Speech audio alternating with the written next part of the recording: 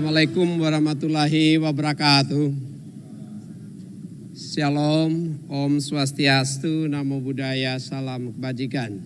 Selamat pagi dan salam sejahtera untuk kita sekalian. Yang saya hormati Menteri Perencanaan Pembangunan Nasional, Kepala Badan Perencanaan Pembangunan Nasional, Bapak Suharto Manoarfa, sahabat karib saya dalam banyak hal, ya Pak ya. Yang saya hormati Kepala Badan Pusat Statistik, Bapak Margo Yuwono, para narasumber, Bapak Ibu, hadirin sekalian, baik yang hadir secara fisik maupun yang hadir secara online. Pemerintah Indonesia melalui beragam kebijakan, termasuk melalui bantuan sosial dan ekonomi, terus mendorong terjaganya kestabilan ekonomi dan perlindungan sosial di tengah-tengah ketidakpastian global saat ini. Oleh karena itu, untuk meningkatkan kapabilitas pemerintah dalam pengambilan kebijakan berbasis data yang tepat, dalam hal ini tentunya tepat sasaran, maka sistem pendataan registrasi sosial ekonomi menjadi sangat urgent untuk dikembangkan. Sistem pendataan registrasi sosial ekonomi atau REGSOSEK dikembangkan berdasarkan prinsip Satu Data Indonesia atau SDI. SDI ini sudah sangat terkenal Pak Arso. Kalau di kampung-kampung itu sekolah dasar impres katanya. Ada yang sekolah dasar Islam. Tapi kali ini Satu Data Indonesia yang mencakup aspek interoperabilitas. Sebagai salah satu Dewan Pengarah Satu Data Indonesia, saya menyambut baik. Sekali lagi menyambut dengan sangat baik ya, dilaksanakannya bincang REGSOSEK ini, dan saya ingin menyampaikan 3 poin ya, 3 hal. Yang pertama yang berkaitan dengan gambaran terkait sistem electronic government secara global serta posisi Indonesia. Yang kedua, perkembangan implementasi Satu Data Indonesia. Dan yang ketiga, dukungan Kementerian Kominfo dalam menyediakan infrastruktur data, downstream ICT infrastructure bagi Satu Data Indonesia. Melalui United Nations Electronic Government Survey tahun 2022, telah dilakukan survei e-government terhadap 193 negara di dunia ini, dengan hasil berupa peningkatan indeks electronic government secara global. Jadi ada peningkatan ya implementasi electronic government secara global. Denmark, Finlandia, Korea Selatan menjadi 3 besar negara dengan indeks tertinggi di dunia. Ya, ini bisa jadi benchmark kita juga Pak Margo, Pak Harso. Sementara Indonesia kita telah naik 11 peringkat. Dari peringkat 88 di tahun 2020 menjadi peringkat 17 di tahun 2022. 11 peringkat dalam 2 tahun. Dan menjadi bagian dari kelompok negara dengan High Electronic Government Development Index. Ya, saat ini Indonesia sudah dikategorikan sebagai High Electronic Government Development Index. Hal ini terjadi oleh karena peningkatan performa indeks pelayanan online. Jadi ada juga yang patut kita banggakan Pak. Ada peningkatan performa indeks pelayanan online, indeks infrastruktur telekomunikasi, dan indeks sumber daya manusia. Saya kira ini hasil dari transformasi digital, akselerasi transformasi digital ya yang dikomandani oleh Bapak Presiden, yang dilaksanakan sesuai direktif Bapak Presiden untuk meningkatkan pelayanan online, pelayanan pembangunan infrastruktur telekomunikasi ICT infrastruktur upstream, dan peningkatan digital talents, peningkatan talents sumber daya manusia. Peningkatan ini adalah salah satu hasil dari langkah konkret dan komitmen pemerintah dalam menyambut Satu Data Indonesia.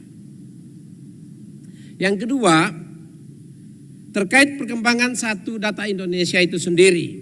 Pada bulan Juni tahun ini telah disusun rencana aksi pengembangan Satu Data Indonesia yang melingkupi peta jalan capaian strategis tahun 2022 hingga tahun 2024. Tahun 2022 menjadi tahun dengan fokus untuk penguatan ekosistem data nasional.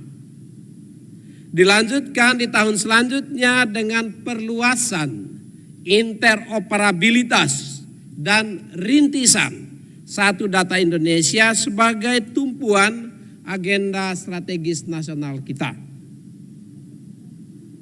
Sehingga pada tahun 2024 Satu Data Indonesia diharapkan dapat menjadi acuan perencanaan kita.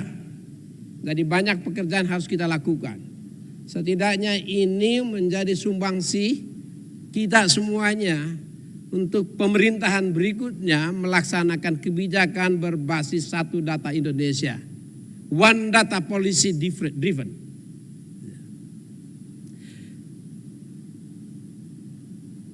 Pemantauan ya harus dapat menjadi acuan perencanaan, acuan pemantauan dan evaluasi pembangunan nasional. Menuju target tersebut, kita akan terus mendorong kolaborasi. Saya sepaham dan sepakat dengan apa disampaikan oleh Pak Margo tadi. Perlu kolaborasi bersama, baik dari penyelenggara Satu Data Indonesia di tingkat pusat dan daerah dan lintas-lintas sektor. Ya, di kementerian dan lembaga di tingkat pusat. Dan yang ketiga, Kementerian Kominfo terus akan memberikan dukungan dalam pengembangan Satu Data Indonesia. Kita sama-sama ketahui berdasarkan Peraturan Presiden nomor 39 tahun 2019 tentang Satu Data Indonesia, Perpres Satu Data Indonesia, dan Peraturan Presiden nomor 95 tahun 2018 tentang sistem pemerintahan berbasis elektronik. Tugas dan fungsi Kementerian Kominfo memberikan dukungan penyelenggaraan Satu Data Indonesia dalam 3 hal. Yang pertama, pembangunan infrastruktur data. Yang kedua, pengembangan aplikasi digital yang terharmonisasi. Dan ketiga, menyiapkan legislasi atau peraturan menteri terkait interoperabilitas yang mendukung praktek dari SPBE dan SDI secara menyeluruh. Saya ingin mengingatkan bahwa ya, pembangunan infrastruktur data ya, ini akan dilakukan untuk mengkonsolidasi infrastruktur data yang saat ini tersebar di seluruh Indonesia. Jadi jangan ada resistensi pada saat kita bangun infrastruktur data untuk melakukan konsolidasi data adalah untuk mendorong cepatnya pengambilan keputusan, akurasi data dalam pengambilan keputusan, dan efisiensi belanja nasional. Sehingga kita bisa gunakan dana itu untuk hal-hal yang lain. Tentu tidak bisa dilakukan segera sempurna. Tapi kita mengambil kebijakan yang tepat dengan melakukan konsolidasi ini. Saya berharap bahwa di setiap sektor, kementerian dan lembaga maupun pemerintah daerah nanti membuka diri ruang itu. Dan ya, saya mendukung betul Ibu Sri Mulyani untuk memainkan ya fiscal policy.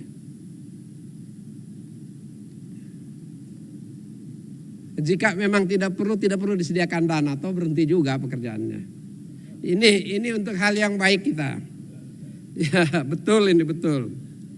Yang kedua, sama halnya dengan infrastruktur data, pembangunan aplikasi digital yang terharmonisasi.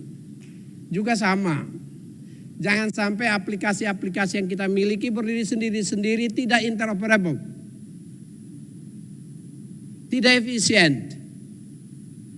Tapi diharmonisasi. Tidak berarti seluruhnya akan disatukan. Tetapi di dalam satu sistem ya, akan dibuat sedemikian rupa sehingga kita mempunyai satu aplikasi yang besar yang bisa mengatur seluruh aplikasi, harmonisasi. Ya. Terkait dengan pengembangan infrastruktur data, Kominfo akan membangun pusat data nasional. Pak Soeharto tahu persis ini ya. Secara bertahap di 4 lokasi di Indonesia ini. Di Batam saat ini sedang dalam tahapan finalisasi.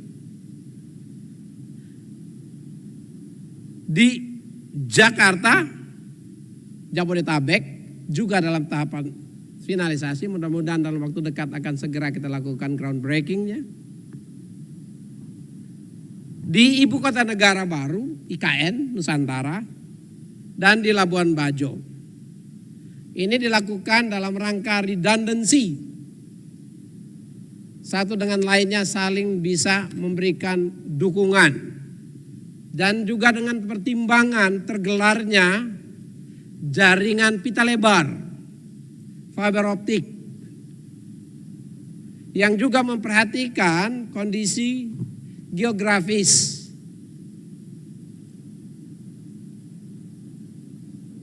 Dan potensi bencana alam, aktivitas vulkanis bawah laut misalnya, yang mengakibatkan banyak kabel-kabel bawah laut putus. Kalau kabel fiber optiknya putus ya berhenti pula transmisi datanya. Sehingga kita perlu menyiapkan beberapa lokasi ya yang memungkinkan secara teknis ada redundancy. Dan secara ekonomis efisien ya tata kelola data pemerintah nanti. Jangan sampai membebani terlalu APBN. Ya. PDN Bekasi dan Batam saat ini tengah kita lakukan dan ditargetkan akan beroperasi di tahun 2024. Lagi-lagi ini sumbangsi dan persiapan kita lakukan dalam rangka memberikan dukungan terhadap pemerintahan baru Indonesia nanti ya melalui One Data atau Data Driven Policy dan infrastruktur downstream ICT atau infrastruktur pusat data nasional pemerintah. Saat ini Kementerian Kominfo mengoperasikan, saat ini untuk sementara mengoperasikan pusat data nasional sementara. Ya. Atau yang kita kenal dengan PDNS. Yang memiliki komponen utilisasi, maksudnya saat ini kita sudah mempunyai pusat data sementara sebelum pusat data permanen kita miliki untuk melakukan interoperabilitas data. Dan sudah digunakan walaupun belum seluruh kementerian dan lembaga serta daerah menggunakannya. Masing-masing masih punya sendiri. Informasi saja Pak Harso, kita mempunyai 2.700 pusat data dan server di Indonesia ini. Yang masing-masing kerja sendiri-sendiri, nggak bisa itu disatukan. Kita membangun pusat data sementara dalam rangka interoperabilitas data-data tersebut untuk memudahkan. Salah satu contoh capaiannya adalah interoperabilitas data yang berkaitan dengan penanganan pandemi COVID-19. Ya, tanpa tersedianya data yang akurat sulit Pak. Dan kita bersyukur bahwa itu tersedia dengan baik ya di Pusat Data Nasional sementara di Kominfo. Yang Satgasnya juga bekerja 24 jam mengawasi itu. Utilisasi pusat data sementara, kapasitas prosesornya 75.000 CPU, vCPU, video CPU. Dan telah digunakan baru 64,4%, masih ada kapasitasnya. Saya mengundang dan mengajak pemerintah pusat dan daerah, ya silakan gunakan, ini biaya APBN sudah tersedia, nggak perlu kita ini double triple investment untuk itu atau operating cost untuk itu. Cukup manfaatkan yang sudah ada di Kominfo. Ya. Kapasitas memori 135 terabyte. yang baru kita akan bangun nanti petabytes, Pak, besar. Ya, ini 135 terabyte yang telah digunakan baru 78,8% juga, masih ada kapasitasnya, silakan digunakan, Pak. Ya. Dan yang ketiga, kapasitas penyimpanan, storage, 10.800 terabyte. Ya. Dan baru digunakan 72,8%. Sekali lagi silakan digunakan. Ada barang itu. Tidak perlu keluar-keluar duit ini. Kalau masih bisa digunakan, maksimalkan, optimalkan itu. Pusat data sementara juga digunakan untuk penyelenggaraan portal Satu Data Indonesia. Ya. Dan sistem penghubung layanan pemerintahan SPLP. Di mana portal SDI telah digunakan 522 video CPU, 960 GB memory, dan 90 terabyte penyimpanan atau storage. Sementara SPLP telah menggunakan, ya, maksud saya yang telah digunakan 80 vCPU atau video CPU, 864 GB memory, dan 13 terabyte penyimpanan atau storage. Utilisasi kapasitas portal SDI dan SPLP rata-rata sudah di atas 97%, bagus. Ya, sudah di atas 97% berarti sudah digunakan itu dengan baik. Dari kapasitas yang dialokasikan di PDNS. Dan akan terus dilakukan penyediaan infrastruktur data yang optimal. Apabila memang kebutuhan yang masih tinggi, tentu dari waktu ke waktu kita akan terus tingkatkan. Ya, dalam hal ini tahun 2023, tahun 2024 nanti kita bermigrasi. Ya, ke pusat data permanen pemerintah. Pak Soeharto, Pak Margo, Bapak Ibu hadirin sekalian, kebutuhan akan pengembangan sistem pendataan kependudukan, termasuk profil, kondisi sosial ekonomi, dan tingkat kesejahteraan penduduk yang makin terintegrasi untuk mendukung pengambilan kebijakan strategis yang tepat sasaran. Perlu untuk menjadi prioritas kita bersama. Saya menggarisbawahi sekali lagi apa yang disampaikan oleh Pak Margo tadi. Saya perlu juga barangkali dengan gaya yang sedikit vulgar dan terus terang, ya Pak Margo, Pak Harso. Jangan ada ego sektoral di sini. Mari berkolaborasi, buka diri. Kalau memang ada kekurangannya, perbaiki bersama. Kalau memang sudah tepat, manfaatkan itu bersama-sama untuk kepentingan bangsa, negara, dan rakyat kita. Jangan ada ego sektoral. Kita sama-sama memahami kesulitan, kita sama memahami hambatan, kita sama-sama memahami peraturan, payung-payung legislasi primer terkait dengan tata kelolanya. Sama-sama pahami. Tapi ingat, sebagai pemerintah, baik pusat maupun daerah, kita hanya berada di bawah satu leadership dan direktif serta kepemimpinan, yaitu Presiden Republik Indonesia. Apapun bunyi undang-undang yang menyebut kementerian sektor, itu untuk dan atas nama dan sebagai tindak lanjut dari penugasan oleh Presiden.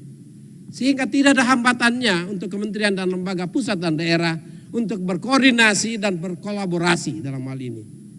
Karena semuanya berada di bawah kewenangan sistem pemerintahan presidensialisme, di mana keputusan itu berakhir dan berada pada meja presiden.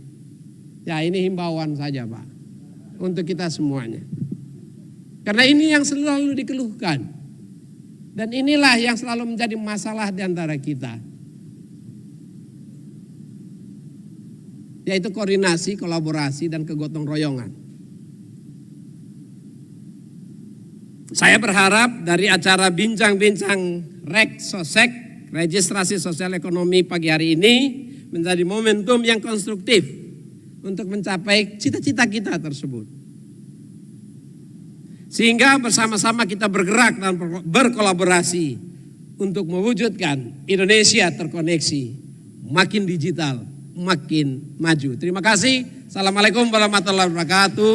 Shalom. Om Santi, Santi, Santi Om. Namo Buddhaya.